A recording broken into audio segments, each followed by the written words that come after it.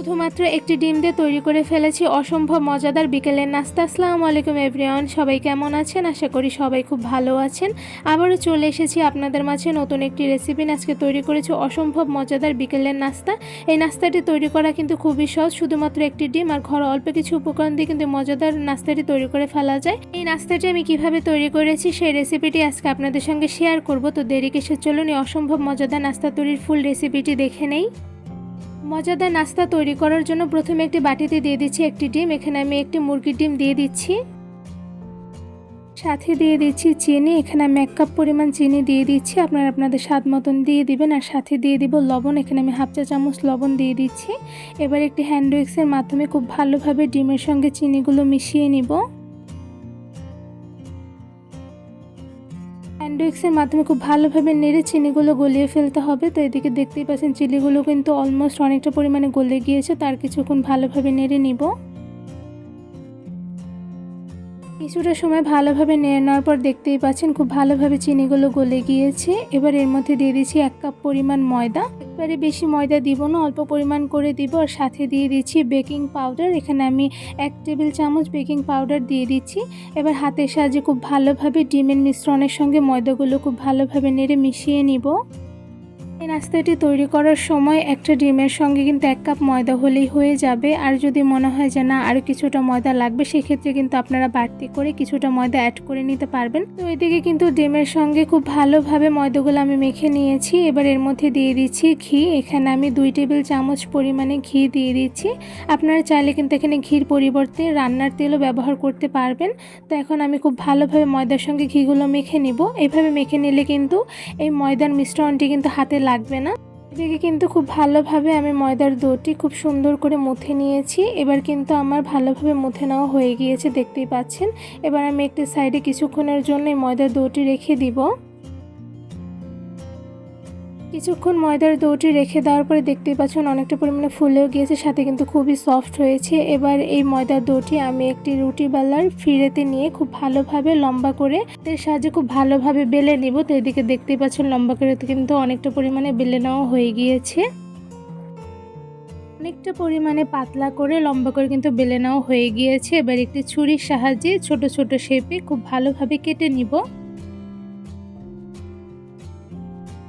ময়দার ডোগুলো কিন্তু একদম ছোট করে কাটতে যাবেন, একটু মিডিয়াম সাইজ করে কাটবেন, তাহলে কিন্তু নাস্তাটি তৈরি করতে খুবই সুবিধা হবে। তো এটি কিন্তু দেখতেই পাচ্ছেন ময়দার ডোগুলো কিন্তু আমি মিডিয়াম সাইজ করে খুব ভালোভাবে কেটে নিয়েছি। ময়দার ডো থেকে আমি একটা পিস তুলে নিয়েছি। এ তো দেখতেই পাচ্ছেন মিডিয়াম সাইজ করে কেটে নিয়েছি। এবার হাতের সাহায্যে খুব ভালোভাবে ছোট লম্বা করে একটি শেপ দিয়ে নিব।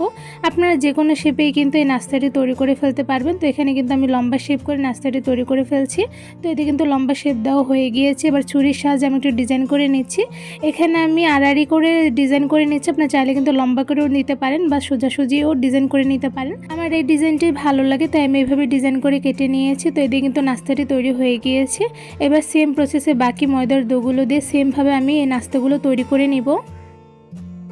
তো ময়দার ডো দিয়ে সবগুলো নাস্তা কিন্তু আমার বানিয়ে নেওয়া হয়ে গিয়েছে। আর এই নাস্তাগুলো বানানো কিন্তু খুবই সহজ, একবার দেখলে কিন্তু বানিয়ে ফেলা যায়। এবারে নাস্তাগুলো আমি ভেজে নিব।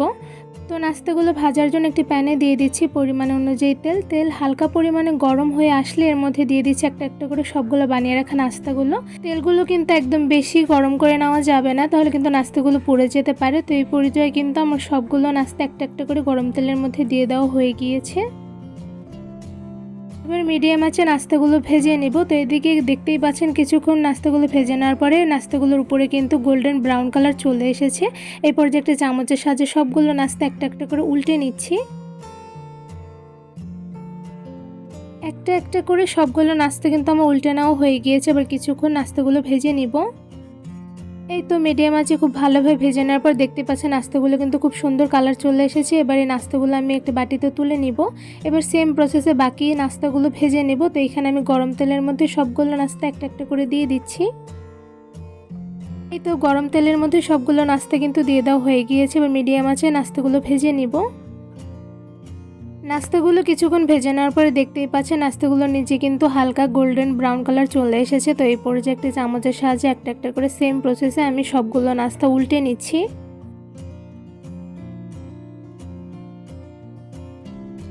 এই তো নাস্তাগুলো কিন্তু উল্টে নেওয়া হয়ে গিয়েছে, এবার আর কিছুটা সময় নাস্তাগুলো ভেজে নিব।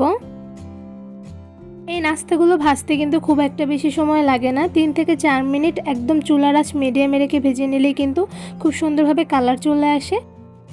তো এইদিকে কিন্তু 3 থেকে 4 মিনিট নাস্তাগুলো মিডিয়াম আঁচে ভেজে নেওয়ার পর দেখতে পাচ্ছেন খুব সুন্দরভাবে গোল্ডেন ব্রাউন কালার চলে এসেছে। এবার ছাঁকনির সাহায্যে ছেঁকে আমি সবগুলো নাস্তা তুলে নিব। আর নাস্তাগুলো দেখতে কিন্তু মাশাআল্লাহ খুবই সুন্দর হয়েছে। এবার একটি বাটিতে আমি তুলে নিচ্ছি। এই তো খুব সহজভাবে তৈরি করে ফেলেছি অসম্ভব মজাদার বিকেলের নাস্তা। এই নাস্তাটা তৈরি করা কিন্তু খুবই সহজ, শুধুমাত্র একটি ডিম দিয়ে কিন্তু খুব সহজভাবে আমার ফুল রেসিপি দেখে মজাদার নাস্তাটি তৈরি করে ফেলতে পারবেন ঘরে বসে, কোনো রকম ঝামেলা ছাড়াই। শুধুমাত্র একটি ডিম দিয়ে কতটা সহজভাবে মজাদার নাস্তাটি তৈরি করে ফেলা যায় তা কিন্তু আমার ফুল ভিডিও দেখেই বুঝতে পেরেছেন।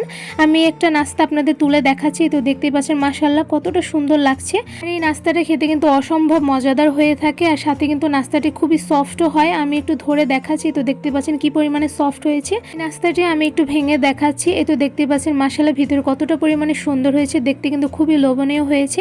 এই অসম্ভব মজাদার নাস্তা তৈরি রেসিপিটি কেমন লেগেছে তা অবশ্যই কমেন্ট করে জানাবেন। রেসিপিটি ভালো লেগে থাকলে আমার চ্যানেলটি সাবস্ক্রাইব করে ভিডিওতে বেশি বেশি লাইক কমেন্ট শেয়ার করে আমার পাশেই থাকবেন। আজকে এখানেই বিদায় নিচ্ছি, দেখা হবে অন্য কোনো ভিডিওর মাধ্যমে। সবাই সুস্থ থাকবেন, ভালো থাকবেন, আল্লাহ হাফেজ।